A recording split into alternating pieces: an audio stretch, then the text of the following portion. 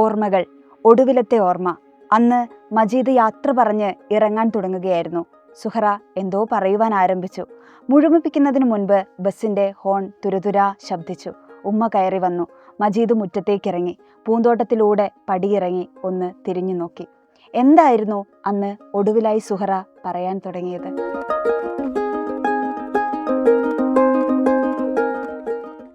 ബാല്യകാല സഖി ജീവിതത്തിൽ നിന്ന് വലിച്ചു ചീന്തിയെടുത്ത ഒരേടാണ്. അതിൻ്റെ വക്കുകളിൽ രക്തം പൊടിഞ്ഞിരിക്കുന്നു.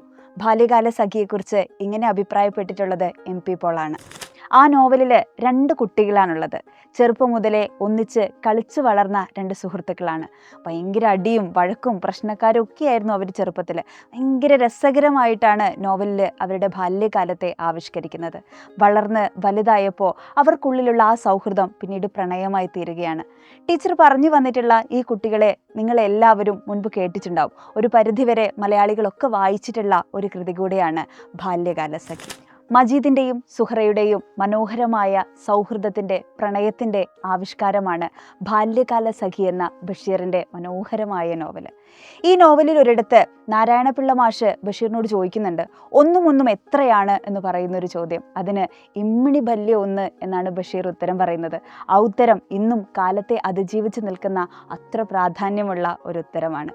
എല്ലാവരെയും ഒന്നായി കാണുക എന്ന ബഷീറിൻ്റെ ആ മനുഷ്യസ്നേഹി, ബഷീറിനുള്ളിലുള്ള ആ മനുഷ്യസ്നേഹിയെ അദ്ദേഹത്തിൻ്റെ കൃതികളിലൊക്കെ നമുക്ക് കാണാൻ പറ്റും.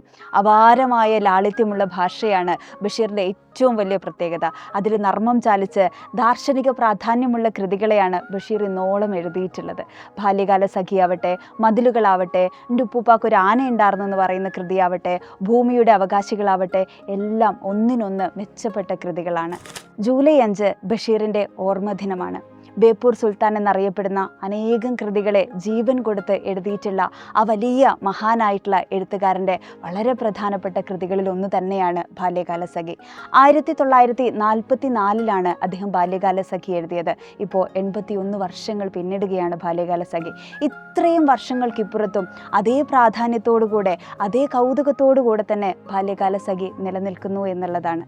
1000 പ്രണയ കഥകൾ ബാല്യകാല സഖിക്ക് മുൻപും ശേഷവും എഴുതപ്പെട്ടിട്ടുണ്ട്. എന്നിട്ടും മജീദിൻ്റെയും സുഹറയുടെയും കഥ അനശ്വരമായി തന്നെ തുടരുകയാണ്. ഇതേപോലുള്ള പുസ്തകങ്ങളുമായി നമുക്കിനിയും കാണാം.